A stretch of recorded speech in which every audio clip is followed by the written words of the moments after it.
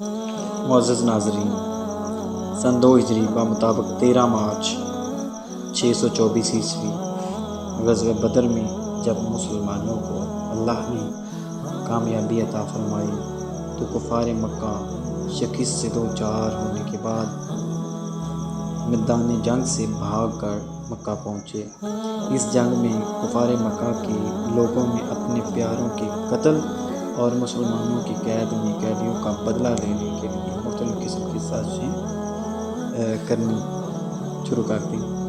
ایک شب 2 مشرکین مکہ، جن میں ایک صفوان بن امیہ جو کہ مکہ کا رئیس تھا اور دوسرا عمیر بن وہب تھا جو رسول اللہ صلی اللہ علیہ وسلم کے قتل کی ناپاک سازش میں مصروف تھے،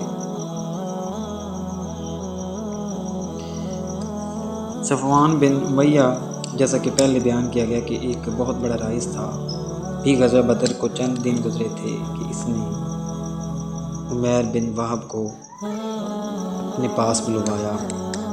صفوان کو معلوم تھا کہ عمیر کا جوان بیٹا مسلمانوں کے ہاتھوں مدینہ میں قید تھا۔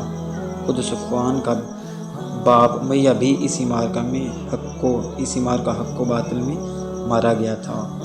اس طرح صفوان اور عمیر دونوں کے دل ایک ہی غم سے داغ تھے۔ صفوان نے رازدارانہ انداز میں کہا، اے ابن وہب، میں جانتا ہوں کہ بیٹے کے غم نے تمہیں نڈال کر رکھا ہے۔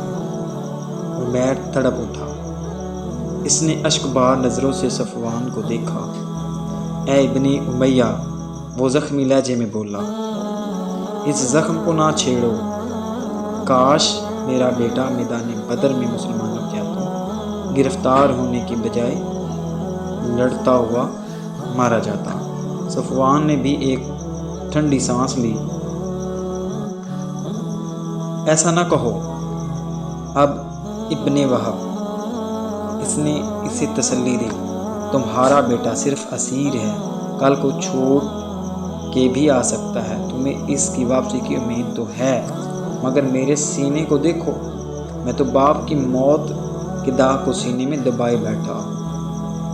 تم بھی ٹھیک کہہ رہے ہو، ابن امیہ بولا۔ عمیر گھٹی گھٹی آواز میں بولا، تمہیں باپ کا غم ہے تو مجھے بیٹے کی جدائی کا صدمہ۔ ہم دونوں ایک ہی آگ میں جل رہے ہیں۔ چند لمحے دونوں طرف خاموشی رہی، پھر صفوان بن امیہ بولا، تم نے کچھ سوچا ابن وہب؟ کس بارے میں؟ عمیر بن وہب نے چونک کر کہا، میری تو سوچیں گم ہو گئی ہیں۔ صفوان نے ادھر دیکھا، پھر آواز دبا کر بولا، تم نے یہ بھی سوچا کہ ہمارے اور تمہارے غموں کا اصل ذمہ دار کون ہے؟ ہاں، میں جانتا ہوں۔ عمیر کے سینے سے جیسے ایک آہ نکلی۔ یہ فتنہ اور جنگ بدر سب کچھ اس محمد صلی اللہ علیہ وآلہ وسلم کا کیا دھرا ہے، جو خود کو آسمانی نبی کہتا ہے اور ہمارے لات و منات کو بے جان اور مردہ کہتا ہے۔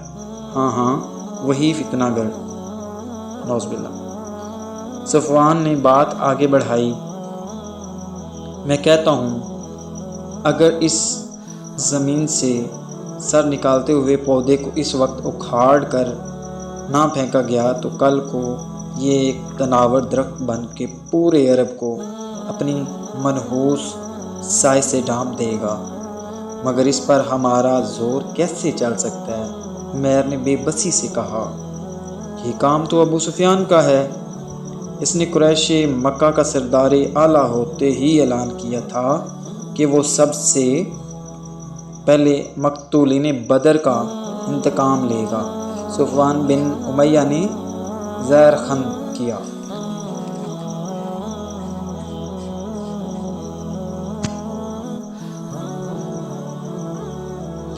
ابو سفیان کیا انتقام لے گا؟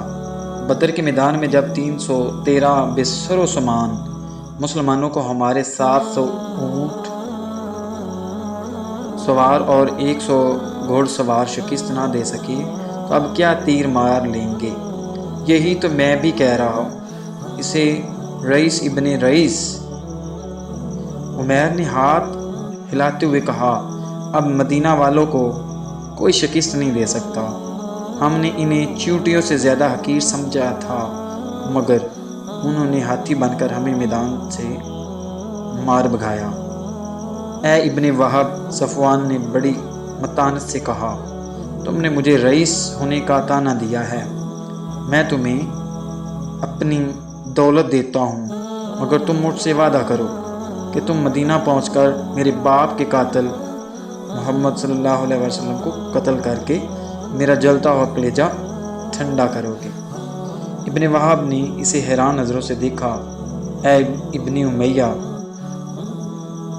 اس نے سلیقے سے جواب دیا، کوئی دولت مند اپنی دولت کو اپنے سے جدا نہیں کرتا، مگر تم اپنی دولت مجھے دے رہے ہو، یقین نہیں آتا۔ اے عمیر، اگر تم میرے اندر لگی ہوئی آگ کو دیکھ سکتے تو تمہیں یقین آ جاتا۔ صفوان ٹھہر ٹھہر کے کہہ رہا تھا، مجھے باپ کا غم کھائے جا رہا ہے اور انتقام کی آگ مجھے پھونکے ڈال رہی ہے۔ مجھے عزت، شہرت، دولت سب سے نفرت ہو گئی ہے۔ میں دولت دے کر اپنا کلیجہ ٹھنڈا کرنا چاہتا ہوں۔ عمیر اس کی باتوں سے بہت متاثر ہوا۔ وہ بڑے جوش سے بولا، اے صفوان، تمہیں مرشدہ ہو کر تمہارے باپ امیہ کے قتل کا بدلہ میں ضرور لوں گا، مگر تمہاری دولت کے صلے میں نہیں، بلکہ اپنے بیٹے کی گرفتاری کے بدلے میں۔ میرے سینے میں بھی وہی آگ بھڑک رہی ہے جس سے تمہارا سینہ جل رہا ہے۔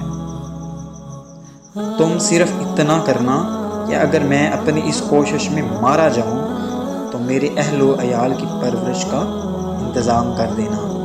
ابن ہشام کا بیان ہے کہ صفوان بن امیہ نے عمیر بن وہب سے وعدہ کیا کہ وہ نہ صرف اس کے اہل و عیال کی پرورش کا ذمہ دار ہے بلکہ اس کا تمام قرض بھی اتار دے گا۔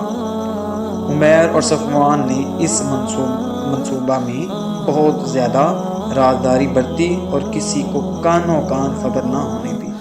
عمیر نے اسی دن تمام انتظام کیا۔ صفوان بن امیہ کے مکان پر ہی ایک تلوار زہر میں بچھائی گئی اور یہ تلوار نیام میں ڈال کر اسی شب عمیر اونٹ پر سوار ہو کر مدینہ منورہ روانہ ہو